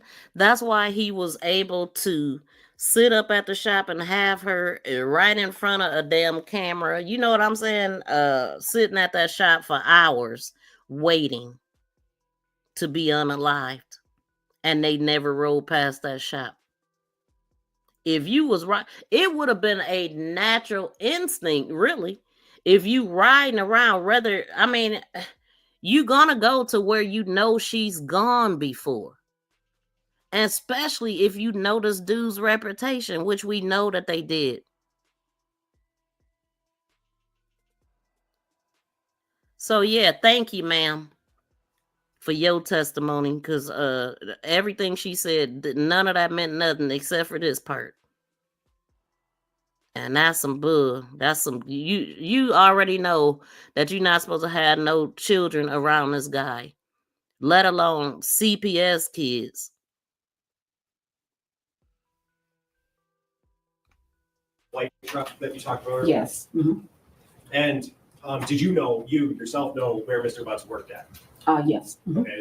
Do you know where is that? It was Frank's shop located on East Warren. And is that the If you knew, why you didn't drive past it, ma'am? last place that you knew him to work, or did you know him to work somewhere else? I knew him to work there, and then the shop moved to a different location. She know all his business. Did you know where that new location was? Personally, no. Oh, they keep up with him. And did you ever, on the 9th, did you ever try and go to Mr. Butts' place of work to look for an assignment? On the 9th, no. Why not? Why? On the main day that you should have been looking, you didn't think to go look. Make it make sense. Because it don't. And then this one, we'll go here next, but I'm going to go somewhere else first because it's something. Hold on, what time we at? Because I be getting into this stuff. Let me see. Let's pause. Okay. Oh, Shannon. Oh, shoot. We already at 1 hour and 32 minutes.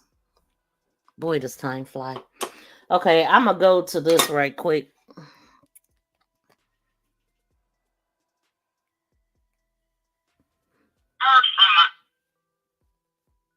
Just rude as hell.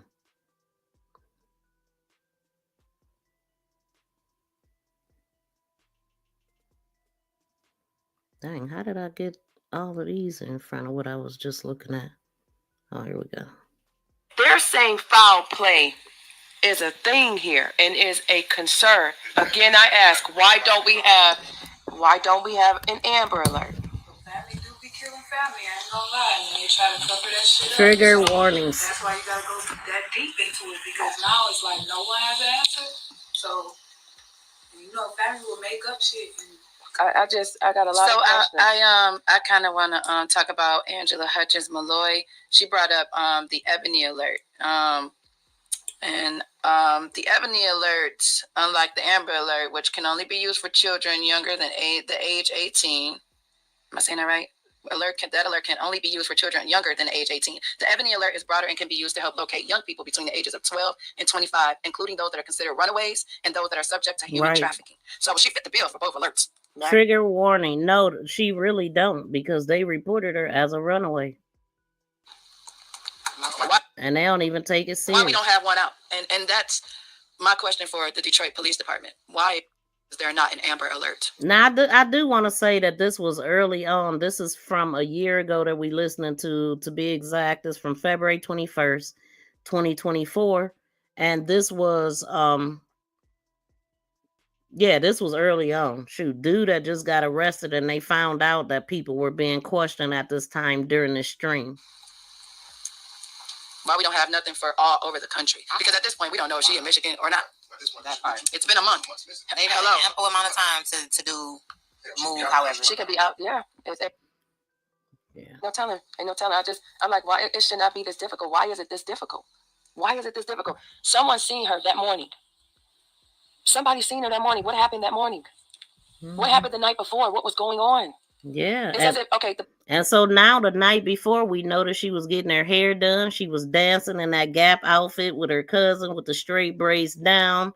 And she was preparing to meet with Jarvis the next day. That's all I know. Bus driver said she got off the bus. It's footage of her getting on the bus from school. The bus driver confirmed that she got off the bus. See, so they did talk to the bus driver at some point. Hold on, let me slow this back down a little bit. That's Fox 2 said that. She got off the bus in the area of 3 Mile Drive in what, Cornwall? Is that what it is? Yeah, if I remember correctly, somebody said that the bus driver said they seen her go in the house, but then somebody said that it's impossible for the bus driver to see her from the house. Y'all hear that? The bus driver said he seen her go in the house.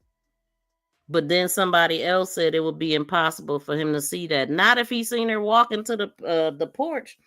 But I don't know. You know, and then another thing I was wondering, how many kids got dropped off before ZIYAH? Because, I mean, if she get on a bus at 2:40 leaving school and home by 3, that's 20-25 minutes. And that's with dropping people off and all of that stuff if they did. So her school ain't that far. Bus driver went in the time that she walked and turned the corner. So, you know, that's all speculation again. But Fox 2 said she got off the bus. So that tells me, because how long has she been, and again, we speculate because we don't know about her getting dropped off, none of that. How long has she been going to the school, taking the same route, getting off at the same stop every day? Every day. How about this? She usually gets picked up and dropped off, right? They can't hear you, Mark. You hear Mark, and his audio is jacked up, but he says she usually gets picked up and dropped off, and this was the first time that she didn't. They can't hear you. Oh, my mic was muted, my bad. The peculiar thing about it was she was the only kid that went to school that day, and she usually get picked up and dropped off. Now, he said she was the only kid that went to school that day, but we clearly just heard the granny say she dropped everybody off that day, so I'm not sure, and this was in the beginning. But it still matters. On this day, right? She gets sent to school on the bus and comes home on the bus, and that's the day she comes up missing. And why nobody else went to school? See, now that's in question. This is some of the beginning things that they was looking at, right? So I just feel like people plotted against her, right, George? Poor baby. I mean, everybody was against her.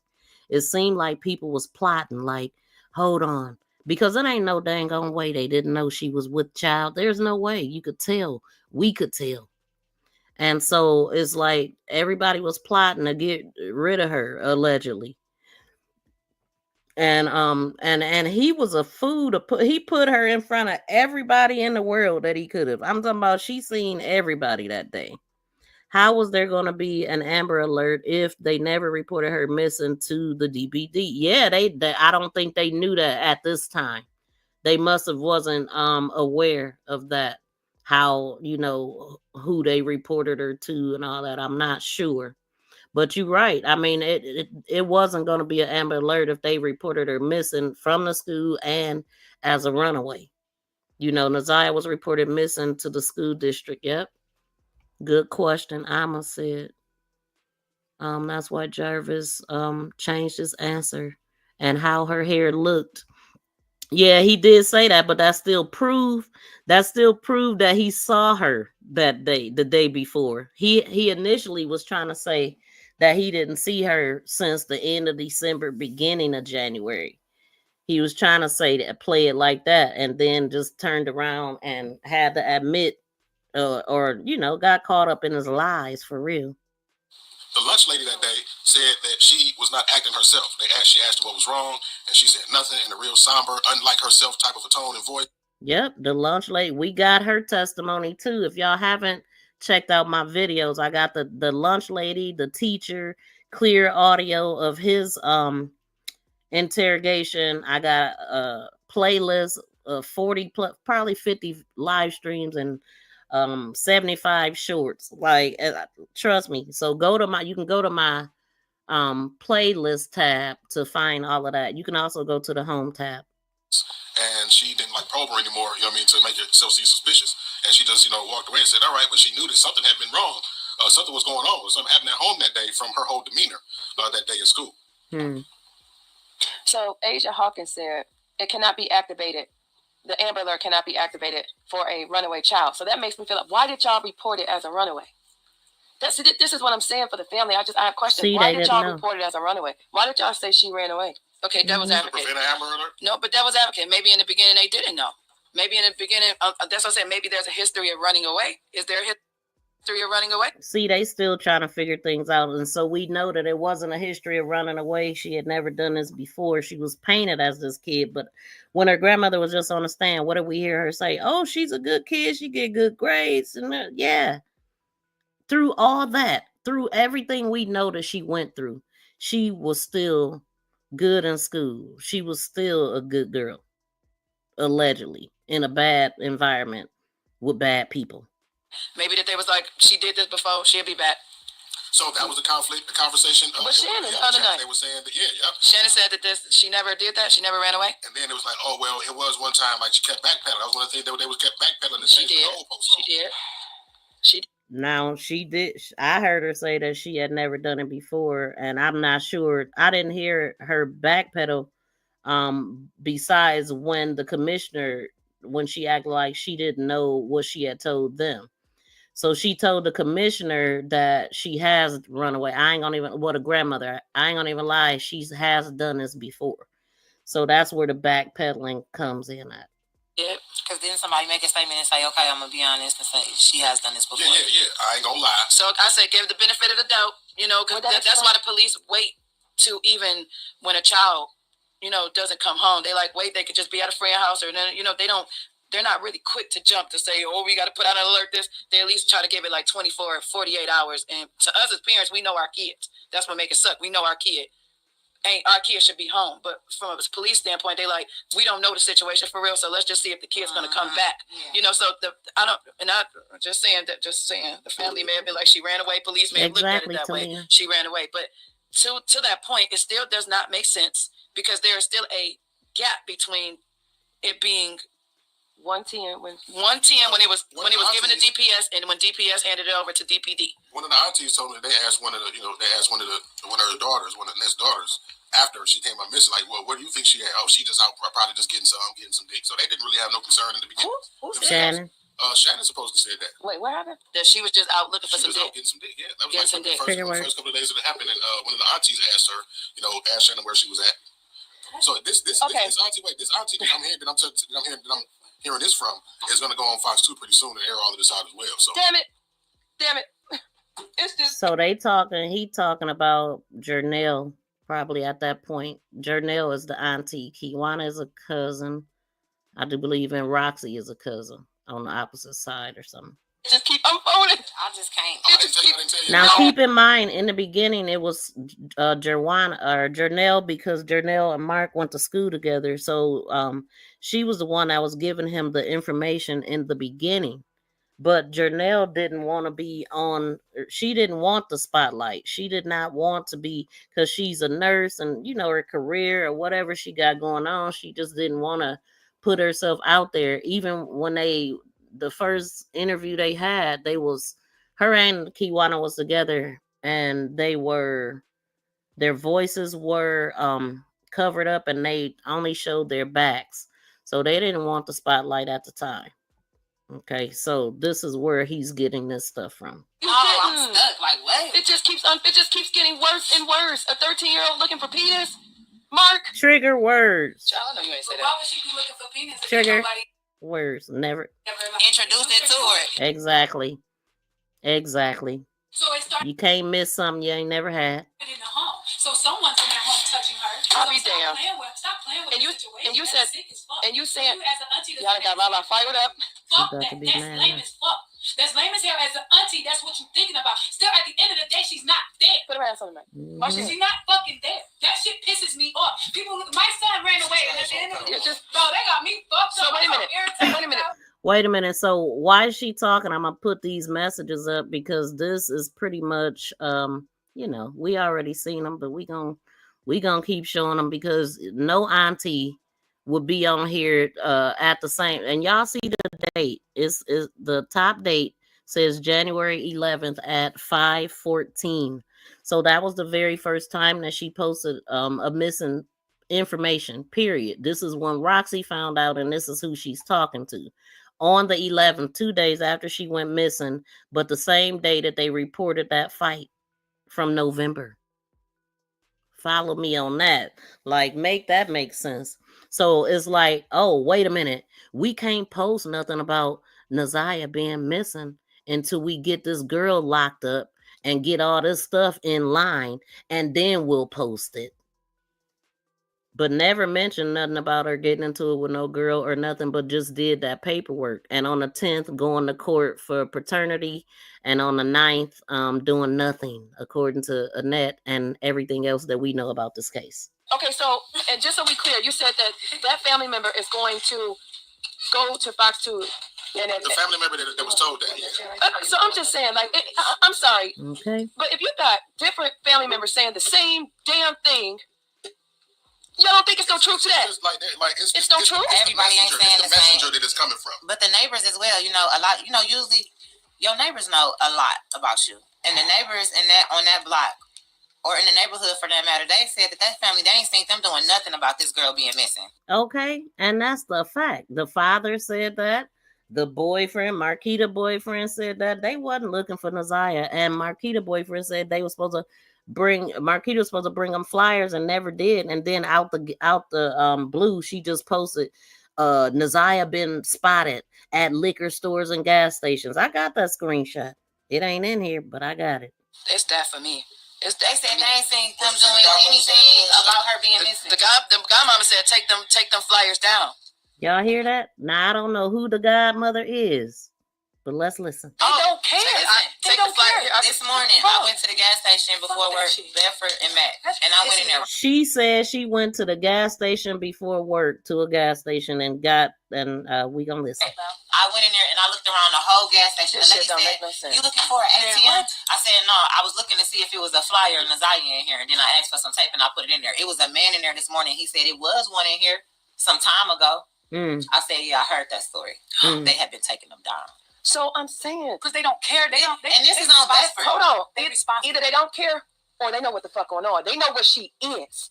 I also want to say this, that when I was working on the Orson Sincere Classic case, 3 and 4 year old kids lived, foster children lived in California, Bakersfield.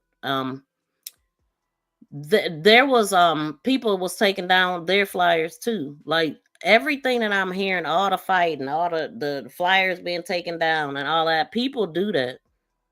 But in this case, it might have been a family. I don't know. They know what happened. That's the point. Listen, Lala said a good straight A and B student, sweet girl that has never ran away out looking for a D, ? Oh, okay. Because that's that bullshit. That's my bullshit. Because at the end of the day, if she was such a good girl, why is the family painting her as a bad girl? Okay. And it's so bullshit because at the end of the day, regardless she's missing, regardless she's gone, if she ran away or not, you still should have the heart to care enough to find that fucking child. That's unconditional love. That's how you know they didn't love them kids correctly. Just off of the video. The video alone, how she was talking to them kids. That shit is lame as hell, and they should be held accountable. Regardless that she ran away because y'all are fucked up. Because y'all did that to her. And if she was looking for dick because she was getting dick in the home, y'all did that to her. So that's the reason why she got the fuck on. And I don't blame her for it. But do not want to be found. Now that's a different story. That's a different story. That's where we trying to set where the kid's head is at. That's why people go deep into it, trying to look where the kid mindset was at. Because at the end of the day, when the kid is hurting, they're gonna either run from it or they're gonna die by it. So, man, she on it. Now, at this time, they didn't know if she ran away or not. They still on the fence with it. Think about it. How do a 13-year-old run away for a whole month with no money? With no money. No, but that's what I said. I was like, as an adult, when you gone just for a month vacation, you got to ABCD that thing. Yep, that's for sure. At 13, you're not thinking of like that. Even at 13, if you think you had it worked out in your little mind that you was going to be able to run away, that only lasts for so long. I mean, she ain't at a friend house. She ain't at none of the cousin's house. Typically, when you that age and you run away, if you ain't, you going to like your cousin house or your homegirl house, one of your classmates' houses, this girl haven't been seen. Where do you go at 13 with no money? And nobody, how do you vanish at 13 with no money in broad daylight after school and nobody has seen you? See, everybody ain't stupid. I mean, they asking the valid stuff in the beginning. Like I said, Mark D, 7 Mile Radio, they cracked this case. I mean, everybody was watching them. It blew up, of course, when the second time around, when we tuned into it too. But they was on it in Detroit. Let me just say that, because I know that I got sent something from YouTube saying that I was supporting Mark before everybody else was. So I'm one of the first people that mentioned his name, because I am that type that if I play somebody video, I'm going to say where I got it from. And YouTube let me know that I was been supporting him before everybody else. So he was popular on Facebook. And that's what, when I first talked about it, I'm like, he's Mark D, 7 Mile Radio, but he's on Facebook more than YouTube. But he had the stuff on YouTube too, but he wasn't paying attention to YouTube chat or nothing. He was just streaming, like double streaming. For over 30 days. Ain't nobody from the school. Ain't nobody from the school in the comments. Ain't nobody in the school from the comments. I ran away from home, let me ask and you. then I had to go back home. Why I went back home? Because the trap house got raided, but I had nowhere to go. I wasn't about to just go any fucking where, so I took my ass back home. And that makes sense. I mean, if she was out hungry, wet, cold, nobody, like, yeah, you're not gonna have no choice but to come back home. And she never did this before. Ain't never been outside alone, all of the stuff, and just out the gate. And no, you would have thought too that even Anette would have wanted to talk to the teacher. You know what I'm saying? Whether the police did it or not. You know, and then we got also, she's lying. My mama went to the school. DPD came to my mama house. They've been here all effing week. This is early on. These messages is 11 through the 13th. So, I mean, and she could have been lying then too, because she'd be lying.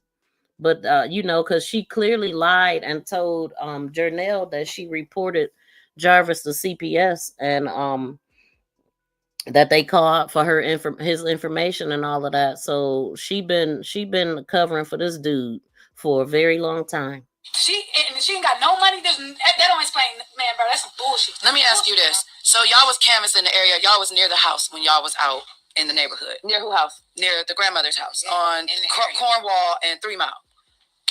I'm familiar with that area a little bit. The bus stop. What is the walk like? Like, is there a map that you could pull up? What is the walk like from where the bus stop dropped her off at to the grandma house? Just so that because I know y'all was like cameras right here, cameras right here, cameras right here. So I'm gonna say it's not gonna. We don't know the exact distance. Yeah, because I don't know what the house is. We don't know what the house is. Exactly. We to the house. But the bus stop is on 3 Mile and Cornwall. The house is on Bedford, right? That's a street over. If it's not a street over, it's a street over from that street. It's quite a walk. I'm looking at the map. It's quite a walk, but I'm looking at the map right here. Look at the map right. Because that's 3 Mile, and then you got Bedford on the next street over. So what's the next? Where did she get dropped off at? Cornville, 3 Mile. Cornwall. Yep, it's a corner. So they would have. It's possible they could have seen if they walked out on their porch. They could have said, "Oh, here she comes." Is it Corville? That's a side street. Okay. Or no. Shannon said you can see the bus stop from their house. Yeah, she did say that, Erica. She did. That's what I'm trying to understand. How? And she said something about a field or something, or from the back of their house. I don't know if it was from the front of the house or the back of the house, but she did say from the house. Did y'all see cameras? Any green light? Yeah, the grocery store right on the corner. He didn't want y'all to hang them flyers in there, did he? Didn't he say he ain't want? Well, he didn't say he really ain't care whether or not. Well, the cashier said, yeah, I done had 3 or 4 of these. Yeah, just like that. See, that's crazy. 3 or 4 of these, and they ain't still there because people taking them down. Shout out to Bronze. Welcome in. How you doing out there today? Was it the next day reported or 3 days later? They went to the school allegedly, and according to her testimony, she went on the 10th and reported her missing that next day. But on the 11th, they reported a fight that she got into in November with a female, which is why she even took her out of the after school program. So, I mean, it's just ridiculous. When Anette lived at the first house on Bedford, the autistic neighbor was as a, I don't believe that, ZIYAH. So Anette moved further down the block. ZIYAH was never cared for. I heard that, but I have not seen no proof of that. I think that the autistic guy could have been made up, and it could have been Jarvis the whole damn time. And the reason why they saying something about another person is because maybe it was some, if they could say, oh, well, that she's active and this kind of stuff. And I know she was in the hospital at some point too. So it must have been August, because in September, when she was saying that she missed her period, and he was asking, when was the last time you had one? And she said, in August, when I was in the hospital. So I'm wondering, like, what really came of that? Was it really an autistic guy? And I mean, what proof do we have of that besides them saying it? Superstar Bella, I'm not even sure, because I heard that it was first they said that autistic person was a grown-ass man. It definitely could have been made up, trying to set him up for the baby or something that they knew was coming. I don't know, but I don't believe nothing unless I hear it in out of one of their mouths, or I don't believe it when I hear, but I at least believe that it was said. It hold value when they come out of their mouth, because they making up stuff, and that's just another one on the board. So Annette and Shannon should be arrested. Jarvis took her all the way to Ypsilanti, Michigan, which is 50 minutes from the auto repair.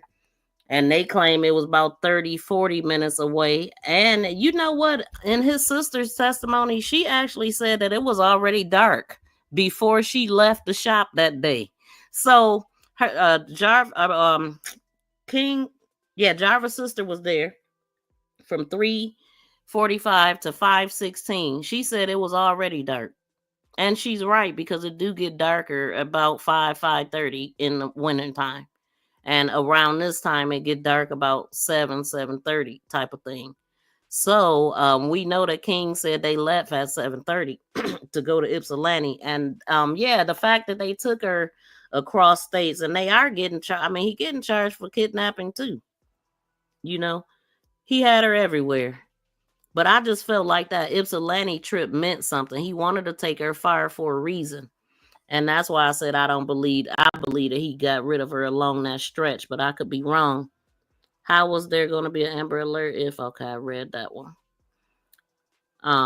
But yeah, y'all, so I'm going to cut it off. We right here at 2 hours, and we'll be back, because I'm not done with what I wanted to go through, but it's just so much, and I got so much to say. A couple hours, it's hard to say it all at once, but y'all stay tuned. I'm gonna set up another stream, and I might come back later on today, y'all.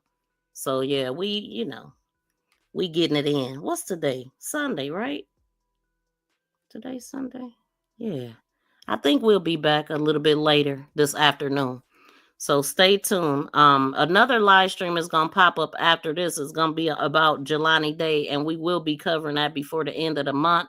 So go ahead and hit all the notifications on that. But thank y'all so much for tuning in. Please be sure to like, share, and subscribe to my channel. But as far as all of these people, though, they going down. They not going to keep getting away with this. I believe that we got to get through all of this. With the new witnesses and new things that happened with Mark D and them going to the landlord's house, the landlord being arrested, Shannon admitting that the pregnancy, double lines and all that. Is new investigation started. Allegedly the kids have been taken and all that. All of these people that we talking about, they're going to be brought to justice, and we going to find out exactly what we need to know. Lock his ass up. Lock his ass up. You're going to jail. You're going to jail. Lock his ass up. Lock his ass. Nanny boo boo. All right, y'all. We out. Peace and love.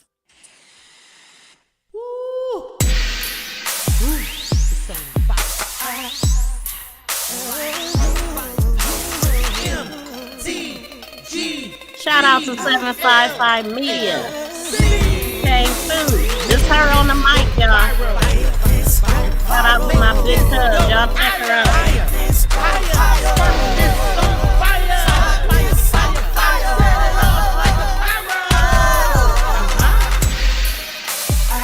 It is sad, Tyler. And you set up by your own family, allegedly. It's Sunday? What Sunday? Oh yeah, it is Sunday. Right, look, I forgot that.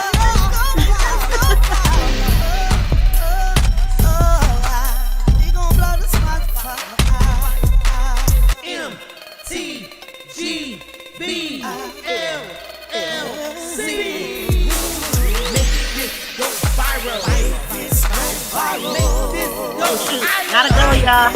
Don't take me up